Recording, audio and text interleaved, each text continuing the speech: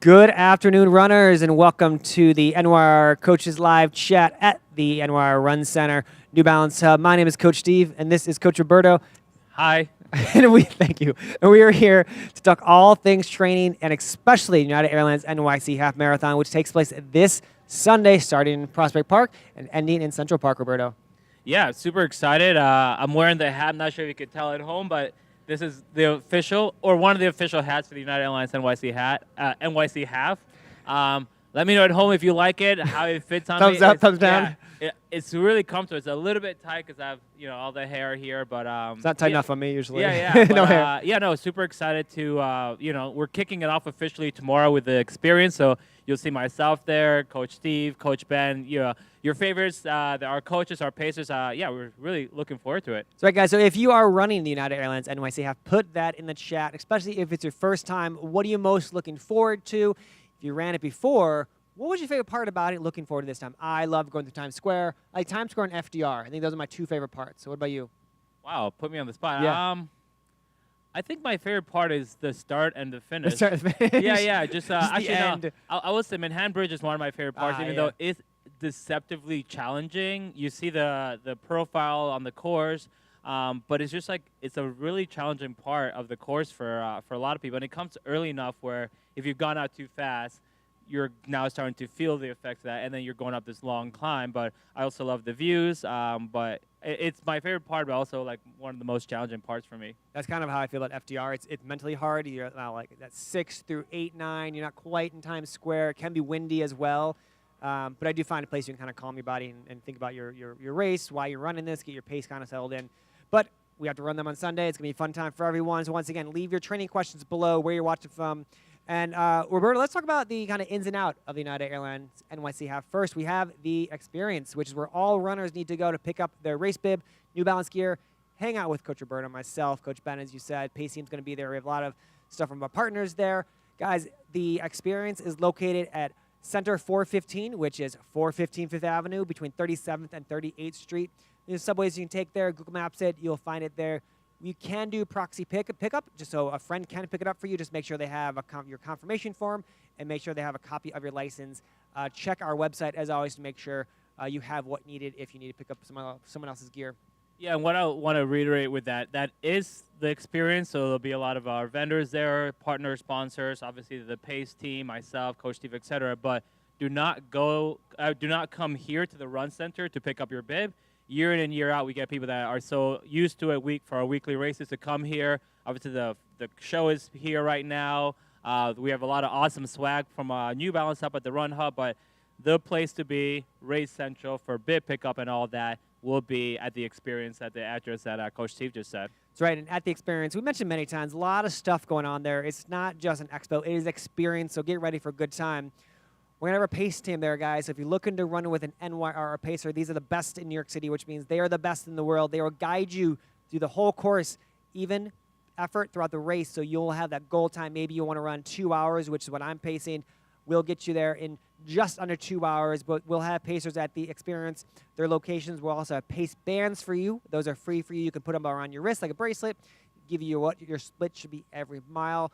We'll also be doing course strategies, Roberto, every hour on the hour. So I'm going to talk about what the course strategy is for those runners who maybe have never seen one. Yeah, certainly. I mean, whether you've run the race before or not, obviously we have a slightly different start, but strategy-wise shouldn't change things too much. What myself and Coach Steve, Coach Ben, and others do is we go over the course mile by mile, but we actually go over the course even before the race actually starts, so what to look out for, what to avoid, things like that. If you've ever watched some of our course strategies, it's relatively similar, just very specific to this course. And again, we try to give you tips on how to prepare for the race. Obviously, the training is already done, the hay's in the barn, as they say, but you can still do a lot of things in the last few days before the race and literally on race day, and also executing the race that's going to set you up for the best possible result, whether you're chasing a time, whether it's your first time running it, or you're just trying to have fun. So yeah, a course strategy will go mile by mile, what to look out for, where the aid stations are, a lot of tips like that, because between myself and Coach Steve, Coach Ben, we've run the race many times. So many times. Many times, yeah. Guys, also, we need to make sure you know how to get to the start of this race. So as Roberto said, it is a new start line. We're starting on Washington Avenue this year instead of inside the park. So the subways have shifted a little bit this year. there are two kind of places you need to go. And the difference is if you're checking a bag and not checking a bag. You'll get your bag to check as a clear plastic bag, just like all of our NYRR races at the experience. When you get your bib, you'll get that bag. That is the only bag you can check at the race. If you are checking your bag race morning, you want to take the 2, the 3, or the 4 train to Franklin Avenue. That's where you want to get off that train. It's just really close to the bag check. And if you're not checking a bag, you want to take the 2, 3, 4 train to Eastern Parkway. That is a stop before Franklin. Or you take the Q and get off the 7 train. It's a little bit farther walk, but some people kind of take that as a little faster, depending on where you live. If you're taking car there, Uber, Lyft, you mean dropped off by a taxi or a friend, you want to get off at Bedford Avenue and Eastern Parkway. Anywhere around that area, it might drop you off a block away, which is fine. You'll walk to the start that direction. So keep that in mind if you're checking a bag or not checking a bag. They all go to the same start line. It's just quicker to your security entrance when you get off. And know if you are checking a bag, you'll be checking your bag before you go through NYPD security. Once you get to NYPD security, you need to have everything that you want with you in the start village. So that means warm clothes, but anything that's in those bags will stay before you get to that section of security, Roberto. Yeah, and this year we've already obviously started to monitor the weather, the forecast. Depending where you are in the Northeast or even in the country, we got a bit of snow the last day or two.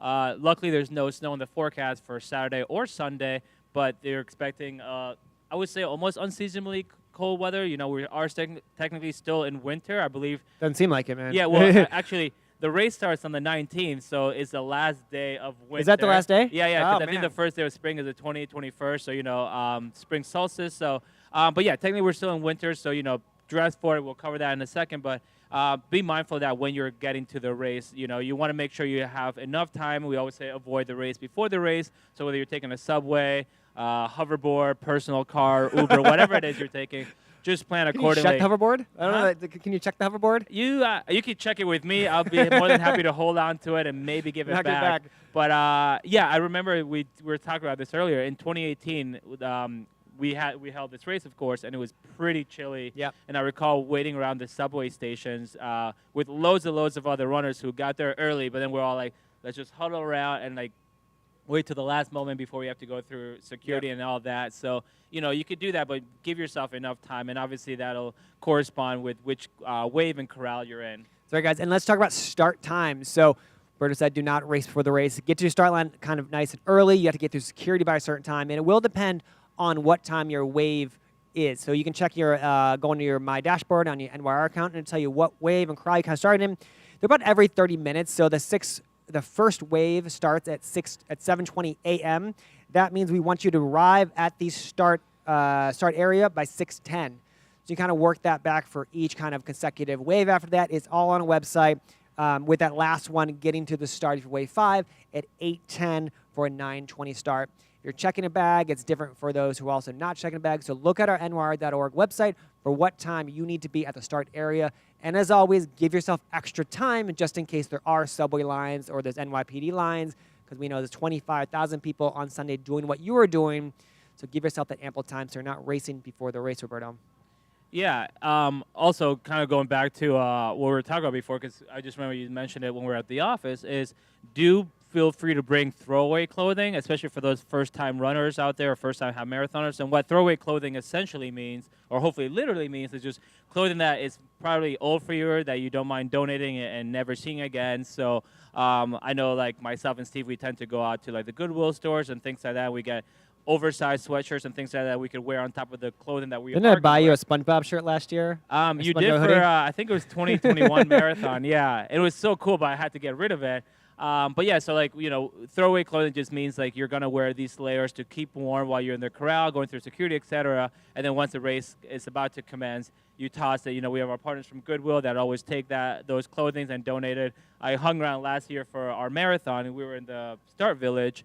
And the amount of like awesome running clothing that people were discarding, I was like, there's no way this is old or throwaway clothing. People are just like discarding like brand new things that they just bought at the expo for the marathon. So word to the wise, I would say don't make it your best piece of running attire. Make it something that's either old or whatnot. But yeah, it's a good piece of advice because you do want to stay warm before the race. I heard one woman runner, she said she takes her boyfriend's stuff that she doesn't want him to have anymore, wears it, and then tosses it for the race. Way to get rid of some stuff. Which, hey, whatever you got to do, stay We're warm not with it. out here giving relationship advice, but The conversation at the end might be interesting. I have asked Steve to lend me his clothing in the past. That way I could just get rid of it with a clean conscience. There you go. But You know, it hasn't happened yet. Clean out the closet that way. Guys, so as Roberto said, we will be doing core strategies at the experience almost every hour. On the hour, we will have a Spanish core strategy session at 1 o'clock every single day, led by Coach Roberto and Coach Liz. We will have our partners at HSS doing some talks at 3 o'clock every day. So if you join us at the experience during those hours, you will see those happening. But I did want to give a really quick core strategy to the runners who maybe can't make it or going to be rushing through the experience about this course, because it is a unique course. As you said, we run over a bridge that doesn't close at all through the year. We run through Times Square. It's closed twice a year, only twice a year. We have FTR. So it is a unique course. Now, I don't find it freaking very tricky because it is chilly. It's not a hot day like the RBC Brooklyn can be, but it is technical in a sense, a lot of hills. So I think a quick overview, because you start, like I said, Ocean Parkway. You have two big hills early on, which is that on Flatbush, you kind of have the outside of what I call Battle Pass Hill. So even you kind of start off this race going a little bit of uphill with that downhill afterwards, Roberto.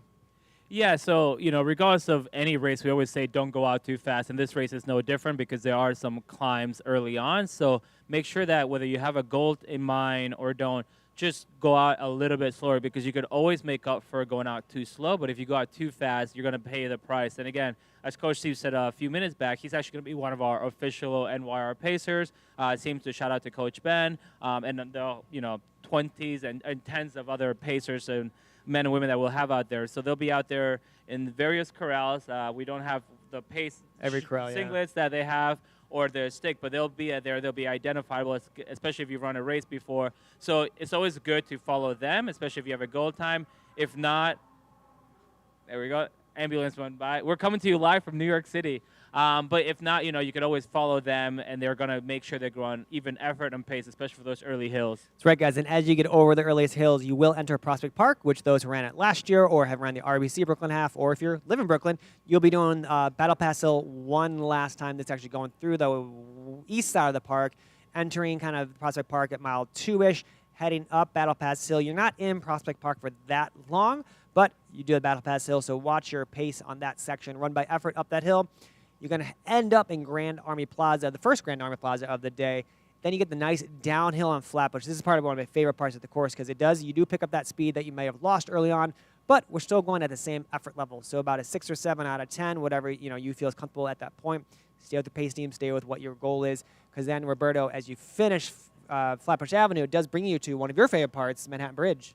Yeah, exactly. And that's why when I'm going down Flatbush Avenue, I just look at it as like free energy. It's downhill. I don't accelerate or anything. I just let the terrain take me, because I know that no matter how fast I go there, I'm going to have to go up the Manhattan Bridge, which is around mile 5 for this year's course. And it's, like I said, it's a long, deceptive climb. It's wide. We own the entire bridge, so that's pretty cool as well. But you can see runners ahead of you. You can see runners to your left, to your right. So there's plenty of room to move around. But it's also the first part of the course where I think, okay, how am I feeling? I've gotten the early miles out of my system, the adrenaline. Now I can really focus on my effort. And then on the second half of Manhattan Bridge, when you get to the middle point at the top, you start to go down. That's where I could usually try to pick it up a little bit, but not give too much, because, again, we do have a little zigzag through Chinatown and then off to the FDR. I love going to Chinatown. See, as Roberto said, you exit the bridge, and you almost come back under the bridge for a section. That is where you're going to get our Jello partners, Science and Sports. They'll be there as you come off the bridge. So we'll have various different flavors. You can grab 1, 2, 3 if you need it, put in your pocket. Once again, nothing new in race day. So if you've never tried Science and Sports, bring your own. Grab one of the Science and Sports. You can put it in your pocket for later. But you continue through Chinatown, end up on the FDR, which is one of my favorite parts. A lot of people don't like it, but I find, once again, you can kind of zone into your pace, zone into your training, how you're feeling. It is a long stretch with some rolling hills. It's not major because you are right on the water. It can also be windy, but continue making your way through the FDR, and you're going to get up a little ramp, which brings you to 42nd Street and over to Times Square. Yeah, and that 42nd Street, that's also deceptively long and deceptively hilly, I would say. It's a steady climb, so at least it's not like a big uphill, but you are coming off the FDR.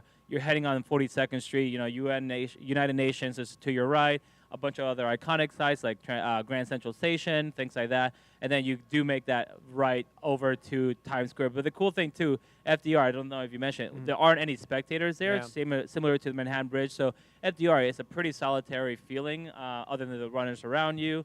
But once you get off that onto 42nd Street and, of course, Times Square, loads and loads of fans there. And at that point, like, that's when I really feel like, okay, now I'm racing. Now I could like start to really focus on the pace and even attack if I've gone out a little bit conservatively or just work hard to keep the same pace. So it's really exciting because right when you feel like you might need the runners and the crowd support the most, they're right there from there basically to the finish. That's right, guys. Times Square is kind of why people sign up for this race year over year over year, because they come down to celebrate you. Times Square is closed, for those not aware of it, only twice a year. New Year's Eve being the first one, and then us as well. So enjoy Times Square. It's a lot of fun. It is slight uphill, so keep that in mind as you run up Times Square through. You make a right on 59th Street. It's a pretty quick section right there. You're going to hit your Grand Army Plaza for the second time, this time in Manhattan, into Central Park around 72nd Street. It is a little rolly in that part, but nothing, once again. You're in your kind of last gear, Roberto, as you said, as you make your way onto the west side of the park for a great finish. Yeah, so, wrap around the park. At that point, you know what sort of time you're trying to run. You know how you're feeling. So, if you're running with one of our pace teams or, like, with Coach Steve, they usually tell you at that point, like, you could go. Like, go ahead of us if you're trying to run a good time. But at the same thing, a lot of our pacers, not only are they fantastic, but a pacer like Coach Steve, who's trying to run 2 hours, is actually going to come in at 1:59:30 thereabouts. So if you're with our pacers, just know that they're going to be coming in about 30 seconds or so under the stated time on the pole. So at that point, they're always more than happy to have you go ahead of them and kick to your own personal victory. But then, yeah, you have that awesome finish line that this year is going to greet you for the 2023 United Airlines NYC half. Love it. Let's jump to some questions. I know there's a lot of questions that were submitted beforehand. We're going to do those. And if you have any questions that you did not submit beforehand, put those in the chat, and we can answer those later on in the chat. Yeah. All right. We got some questions. I'm kind of breaking them up into the pre-race, and then during race, and then after race. First question, which I think is going to be a lot of people's minds. Any advice regarding clothing for colder weather? Ooh. I think we get this question actually a lot for people who aren't in the Northeast or cold, a lot of Florida, Texans, but it's dressing warm for the very start. So as Roberto said, in those corrals, layer, layer, layer, hand warmers, the hat and gloves, all that kind of stuff. You can donate that once you start running in those corrals. And you want something that's also versatile. So I like arm warmers. So you can kind of, as you get warmed up, you can toss those, bring those down. Gloves you can put in a pocket, hat kind of stuff, put in a pocket. And also dress for about 10 to 15 degrees warmer than it is outside. You're going to warm up. And what you see every year, people dress for the temperature that you would walk around in. But you're going to get really, really warm, usually about mile 2 or 3 into the race. So if it's 20 degrees outside race morning, dress for 30 to 40, 35 degrees, and knowing that you're going to warm up and you can kind of slowly start taking some clothing off. Yeah, what I would say for me specifically, I think I'm going to be wearing a long sleeve because I don't think I'll want to take that off. A race singlet representing the NYRR coach team on top, then 3/4 tights on the bottom, shorts over those, and like 3/4 length socks. And yeah, that's it for Roberto's New York Fashion Week. That's what I'll be wearing. Oh, and gloves because my hands have to stay warm. Gloves are great. But and maybe a buff because the neck, yeah. Once again, nothing new, guys, so make sure everything you are wearing are things you tried. If you're in a place that is warm right now, you can also just go for a quick run, 4 miles around the block within those winter tights that you think you're going to wear and see how they kind of work on your body. Nothing new that you've never tried before. So if you've never worn 3/4 inch, 3/4 inch, whatever you had on. 3/4 length tights, don't wear those if you've never worn pretty thick tights. Yeah, like a all right, 5mm wetsuit. What's next, John? All right, we got a question from Mike. If I have a start time of 9:20 a.m., do I need to show up at 7 a.m.? Do you remember the start times? Yeah, 9:20. That's wave 5, I believe. That's the last one. So I would say you don't have to be there exactly at 7, but I would try to be there by 8 or so. 8:10. Yeah, it's 8:10 is the recommended time. Yep. If look at that sharp memory. 8:10. Your corral will close at 9:15. So just make sure you give yourself extra time. Once again, if your corral's closed at 9:15, I would even just assume it's going to close. Just be there earlier than that. It might be crowded. We want to get you there in time in a good place in the corral. All right, next question. Can I run with a faster pace group? You're on the faster pace group. So it depends on where your corral is. You can't move up. You cannot move up in corrals. You can move back though. So for the pacer you want, let's say you're in corral or corral D and you want a pacer in corral B, you cannot move up, but you can move to E, F, G. So once again, it depends on what you mean by faster and where you're located, but you cannot move up to a faster corral or wave. We will have free pace bands though, so if someone's ahead of you, we do have free pace bands that you can use, which is kind of their guide as well. They'll keep pace using those as well. All right, CJ asks, how long can I expect to spend in the corral before the start? I mean, the corrals close at a certain point before the race, so we want to make sure everybody's in there. So I would say maybe 20 minutes or so, give or take. You know, we're putting about 5,000 or so people per corral, and people are going to try to go in and out. But, you know, we really want to make sure everybody's in there by a certain time so we could keep the race moving and kind of continue to load each corral behind that. And then Christian asks, how many runners will be running this weekend? 25,000 expected finishers this weekend. So a lot of people doing exactly what you're doing. Just keep that in mind because especially getting into the race, it's a lot of the kind of getting there early and waiting, getting there early, waiting. We want you there early, nice and early because so many people are going to be doing what you were doing. All right, we're getting into more of the course stuff here. Is it better to start with a pacer at my ideal speed and drop back, or start with a pacer at my assumed speed? I could take it, but you are one of our pacers, so go for it, Steve. I'll start with the latter one. You start with what you. I use pacers to almost hold me back, and I tell people the same thing. So if you're looking for like, you know, use the example, 157, something like that. Start with a 2-hour pacer. They're going to keep you out from going too fast. At 155, might be too aggressive early on. It's going to feel great for the first 4, 5, 6 miles, but as you get those harder miles, especially FDR, 42nd Street, that extra few minutes is going to seem really hard. So start off more conservatively. You can always leave that pacer on the FDR through Times Square to make up that extra time, depending on how much time you need to make up. So start off more conservatively. It's easier to fix that than the other way around. All right, we got a question from Ray. Will there be any gels on the course? Yes, we will have gels at mile 6.1. Exactly. So about mile 6, basically coming off the Manhattan Bridge and around Chinatown before getting onto the FDR. And those gels will be Science in Sports. So if you've had them before, grab a handful, take them along the way. If you haven't, you have a few days between now and then to maybe try it out, figure out which flavor you like, and if it works for you. They are so good. I enjoy. Big fan. Big fan. All right, any tips on how to lower heart rate quickly while keeping pace? Yeah, so how to lower your heart rate quickly while keeping pace. So I would say the main thing is don't surge. Try to keep a steady effort, steady pace. And steady effort meaning going up the hills. Don't try to go at the pace you're running on a flat or downhill, especially coming down Flatbush. So just keep that same effort. Your pace will drop, but at least your heart rate will be the same because the effort is the same.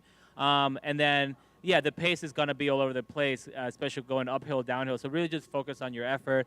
Focus on your breathing. Anytime you think you're ventilating or breathing too hard or not deep enough, try to take, or shallow rather, try to take a very deep breath. So when you're running, just an exhale, and that will also kind of help lower your heart rate a little bit. But again, it really comes down to making sure you keep an even effort and even pace as our pace team will be doing. Becca asked, is there a time limit to the half marathon this weekend, and how does that work? So there is a time limit. We are using the public streets for most of the course. So we need to. The reason there is a time limit is because we do need to open those streets back up to busy New York City. So how it works is there is a cutoff time, which is in a sweep vehicle will start about 13 minutes and 45 seconds after the last runner starts. Per mile. Per mile. So keep that in mind as if the last wave and after the last runner goes through, that sweep van vehicle will kind of start slowly going down the street. And what that means is if that vehicle gets to an aid station, it's time for that aid station to start slowly closing down. As it catches up to runners, they're going to slowly start directing runners to the sidewalk. Now, the great thing about this course is you can run the whole thing on the sidewalk. And as you get to Central Park, it's open, fair game at the finish line. So the finish line is open almost all day, give or take. So we do have that finish line. So no matter what time you finish, we will have that medal if you're at the finish line. But knowing that it's also a slow, soft opening, it's not all of a sudden the FDR is going to open wide to traffic and you're on it. So it's a soft opening that we work really closely with NYPD and the DOT here in New York City to open it safely for all runners and then the traffic in New York City. This is a bit more general, but Faith has a question. Tips for just a first-time half marathon runner? Do I give one? I'll give one. Sure. Yeah.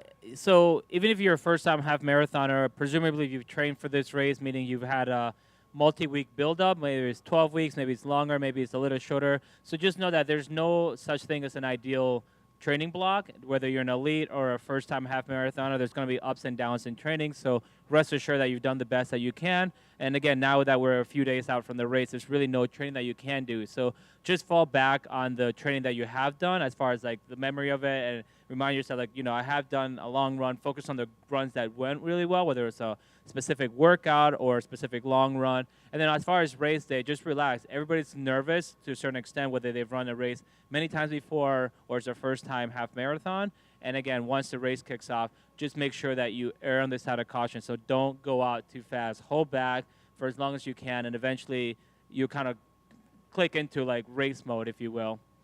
I love that. I would also say just take in every moment of this race as a memory.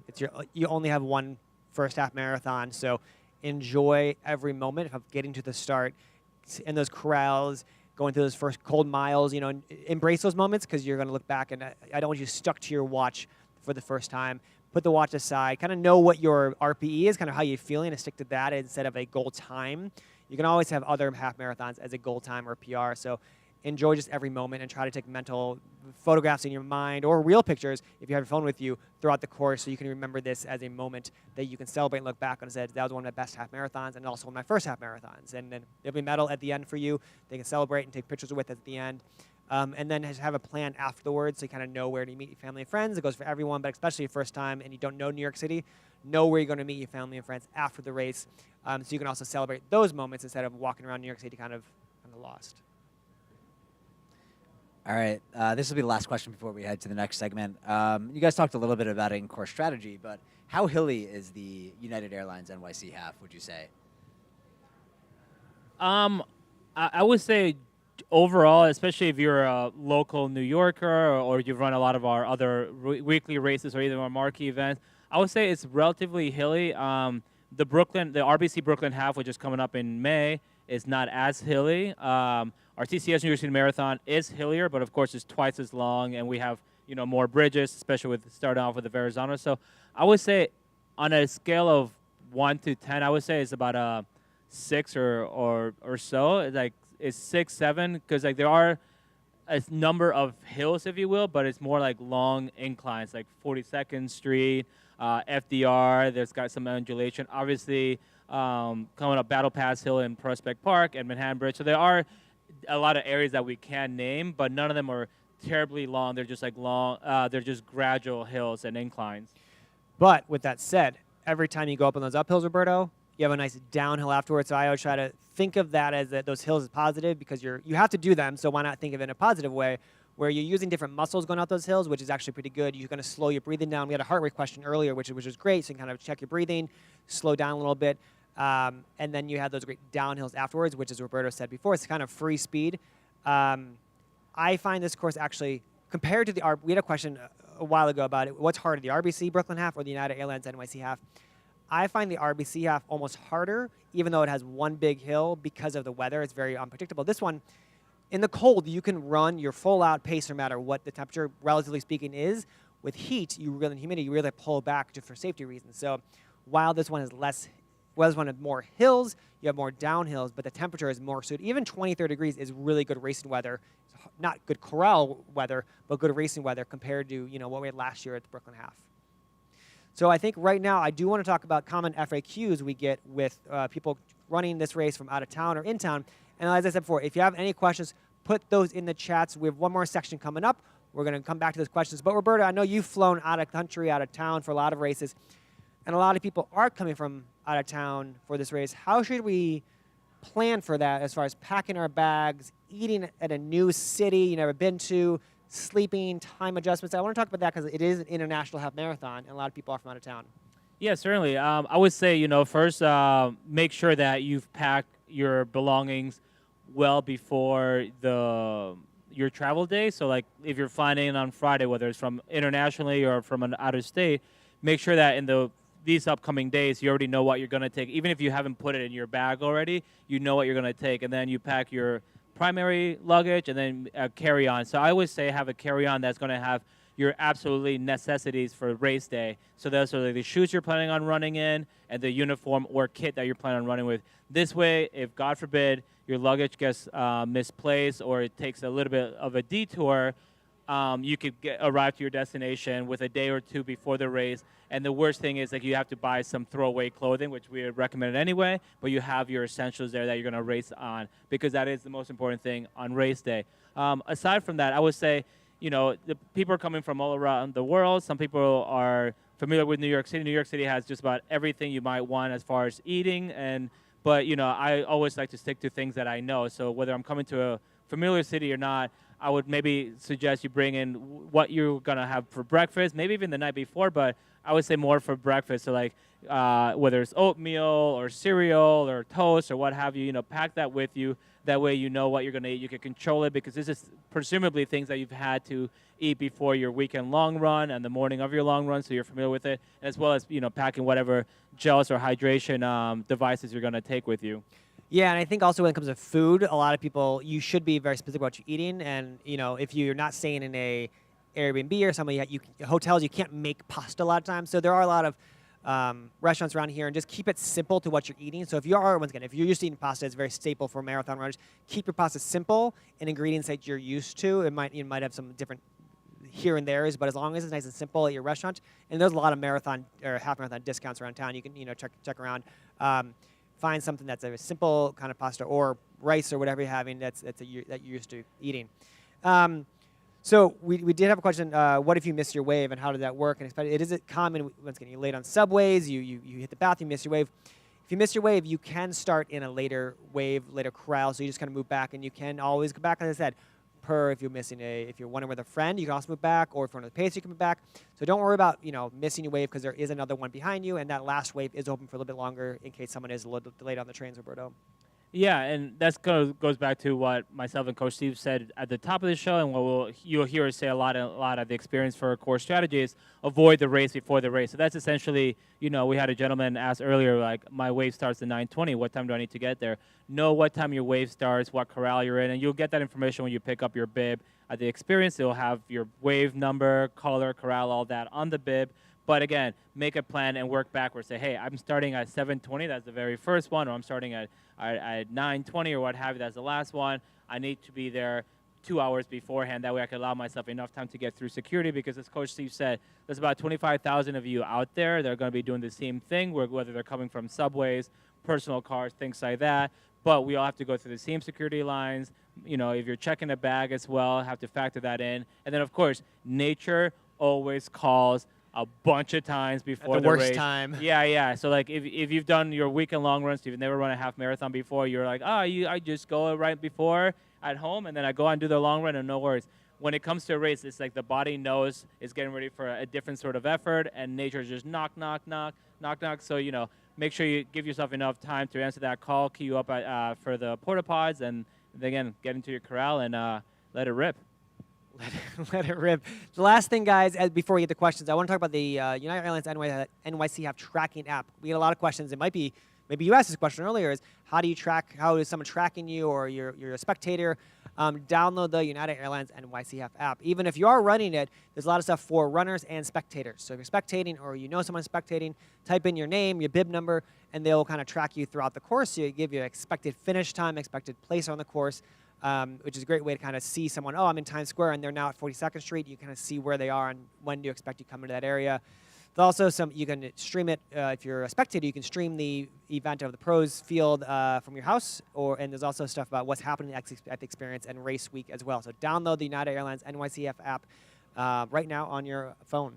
Yeah, and what I like about the app, and I do the same for the TCS United NYC half, is like I'll literally be running the race. You check it? And I'm like tracking like Coach Steve, Coach Ben, and a bunch of other friends. But sometimes, I think it was the case maybe last year, the race is going on, and I'm actually watching to see how the pros go as well, because they're streaming live. So like, I mean, I don't recommend you doing that. I'm like multitasking out there with my phone, but it's a fantastic app. Send emails too, apparently. Yeah. Work emails could wait, but yeah, you just download the app, and more for the spectators, for your friends and family, they could track you in real time. It'll also give a predicted finish time or estimated finish time in real time, so that way, if you have made that post-race meeting plan, as Coach Steve said earlier, they'll know like, oh, okay, Steve is slated to finish around 1:10, so he probably get through the finish line, the corral. And all that. Yeah, I guess not. Hypothetically. And then, they know, like, okay, I was meant to meet him at this Starbucks on West 83rd Street. He should be getting out by 1:30. So, yeah, the app is super handy, entertaining. I was on it, I think, day before yesterday. There's a cool graphic of the course that's going like a laser through town. And, yeah, it really gets you to see the course in a different perspective. Let's jump over to some questions that anyone has left over, John. Yeah, we got a bunch of questions. So these are more towards the finish, and then we got some other general questions for the half. RJ asked, will there be heat ponchos be given out at the finish? Yeah, we'll keep you warm at the finish line. I'm not exactly sure of what will be given at the end, but we will keep you warm in some capacity. We'll also have our recovery bag, so you can start recovering as you cross that finish line. We'll also have our HSS recovery tent at the finish line, so foam rolling, physical therapist there. So at the finish line, we got you covered. Enjoy the 13.1 miles before that. Curious to know if you guys might know this one. What is the best vegan food for quick recovery post-half? I heard Roberto's got this one covered. Oh, yeah. The best vegan food for recovery, I would say chocolate soy protein shake. Told ya. Boom. All right. What is traffic like in Manhattan by the finish? Any street closures if we are picking runners up? Yeah, there will be a lot of street closures. Like I said, 7th Avenue is closed for the course, and that's a big North and South Street. All of Central Park, or at least the middle, the southern end, is going to be almost blocked off by NYPD. You have Chinatown, and this lower part even closed. So driving is really hard on race day, and in those places that are not blocked off, it's a lot of traffic because people are going those ways as well. So if possible, public transportation is your way to go, especially after the race when the streets are closed. If you're in Brooklyn after the race, it'll get better because that opens up first. But Manhattan is a roadblock the day of the race, so try your best public transportation. If you're on the outer sides, such as West Side Highway, that might be going a little bit faster, but it still might be crowded because everyone's avoiding Midtown. I also feel that could be said any time of the year, whether That's true, it's a race New York or not. City. Like, just avoid driving through the city and use public He transportation. does it a lot too. So. Yeah.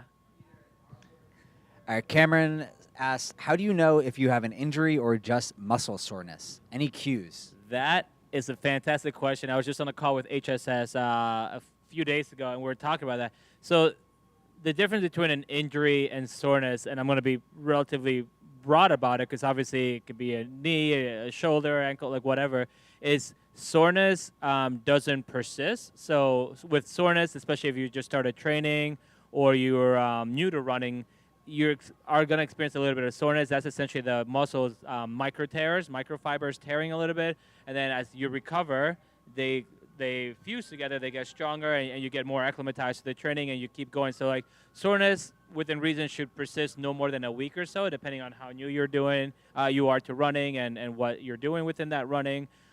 Whereas an injury or pain, that's going to persist, and it's going to probably be in a very specific place. So that's where you're like, okay, I've taken off a few days, or it's been a week of running, and I'm still feeling that sensation in my knee or my lower back or what have you. This is something that, it might not be completely an injury, but this is something that I need to address, versus soreness tends to be just more general and kind of dissipates as the days and weeks go on. Steve concurs. I agree. All right. Veronica asked, how far can friends and family go if they accompany us in the morning? In the morning at the start line? How far can they? Yeah, so that NYPD kind of section is going to be runners only. So they can go on the subway with you if you want. They can go to most like the back check with you. But once you get to that NYPD security, it's going to be runners only. All runners will show their race number to get in. And you can wear those layers over that race shirt. Just make sure your race number is pinned onto the shirt you're going to finish the race in. But once again, your family and friends can go to that part. I recommend not doing that. It's going to be hard for them to get out of there. Subway's going to be packed with runners. You're going to know where to go without your family and friends, but they're welcome if you do choose to that route as well. Awesome. Merlene asks, "What's the slowest pace available on race day?" I think she's referring to the pace. The The pace team, yeah. So we'll have from 120 all the way up to 3 hours every 5-minute intervals.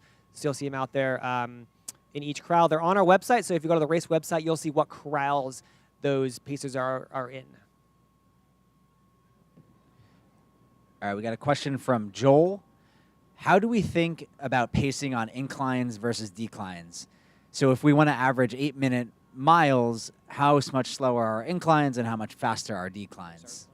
Yeah, sure. It's a good question. So I would say, just as our pace team, which Steve is part of, will do, they're going to focus on effort. So if you're running that 8-minute mile, that's your goal. You're probably already hitting it, let's say, on Flatbush Avenue or on another flat area. So you already kind of have a sense of what that feels like. So just keep that effort going up an incline. So Flatbush Avenue, 8-minute per mile pace or effort, it's probably going to be like 750, 755. You don't want to give it too much gas, but then keeping that same effort going up Flatbush.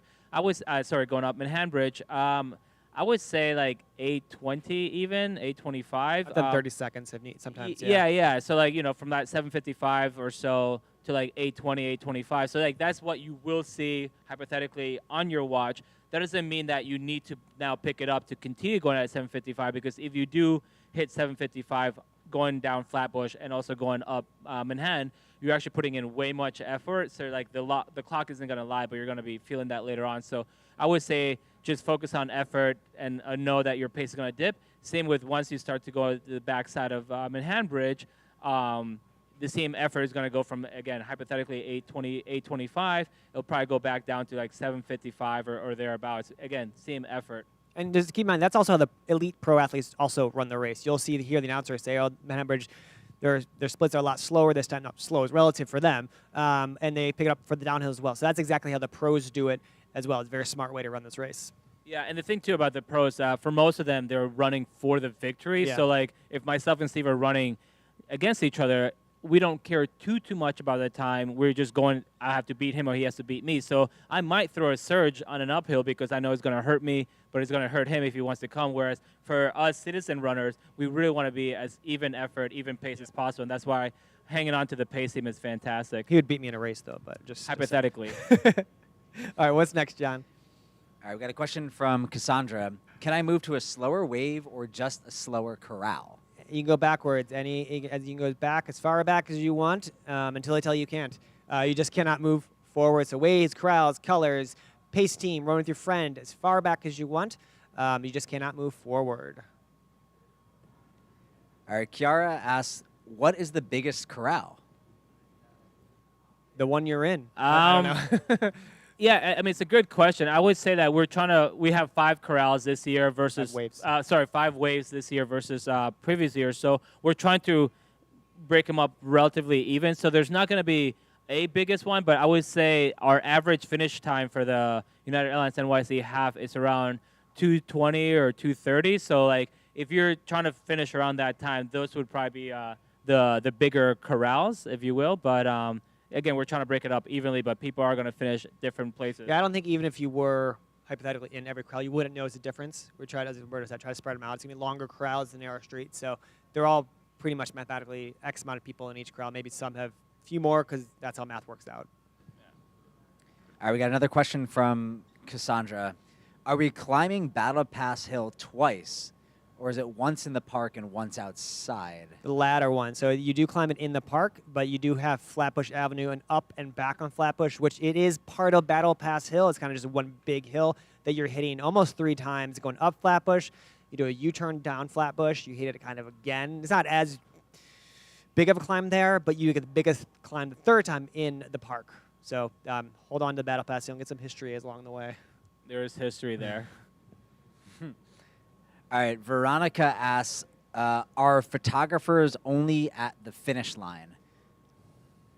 Our photographers only the at the marathon, finish line? they're all over, yeah. Yeah, oh, no. So, yeah, we have our partner marathon photo. They'll be at the finish, of course. Some of them will be around the start and at various locations throughout the course as well. And they tend to stand out. Obviously, if you're hyper-focused on your race, you could run by them. But I tend to see them almost every year when I run this race and some of our other marquee events. I always just kind of do one of these. But, yeah, they will stand out. They'll be there with a proper telephoto lens and usually, like, pretty much on the course as well. So if you see them, give them a wave, smile, then go and download those photos afterwards. All right, we got another question. Is it usually a long queue to collect a bag when it? Yeah, so it's going to depend on when you get in, when you finish. So obviously those once again, the 120 pace team, 130 pace team, it's a little bit less people. Roberto said that average finish time for most people about that 2:15, 2:20, whatever it was, 2:30s. So it's going to be more crowded then as the race keeps going and more people come in.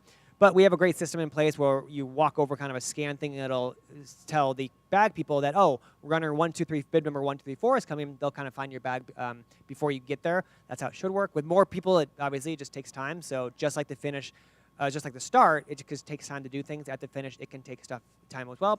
That's why we say make a plan for after the race before you even start the race, so you know if you got to check a bag, you're going to do it, and then go see your friends and family after checking your bag. There is a family reunion near bag check, so if you get your bag, just keep walking north. You'll have a family reunion right there, which is an option to go after the race as well. Yep. Roberto concurs. I concur. All right, and this is our last question from Christina. How hard is it to run intervals? It's my first half marathon, and I guessed a later finish time than I will have. Is it easy to still finish easier when I will be in the last wave near the last corral? How hard is it to run intervals? Yeah, I think it's maybe she wants to figure run out. walks? I think she's going to be faster than what, or she's trained faster than what her corral is at the moment. So I guess we'll take it that while starting. Maybe we'll jump in. So what happens a lot of times is if you're in that last corral, last wave, but your training has got you to a faster time. Let's say you want 2 hours and you want the faster time. What you see a lot of times, the mistake is runners will try to weave in and out of other runners, and that adds more mileage to your day. That's going to be 13.4, 0.5, 0.6 miles. So really, especially in early miles, before you get to Prospect Park, it might be pretty crowded for you.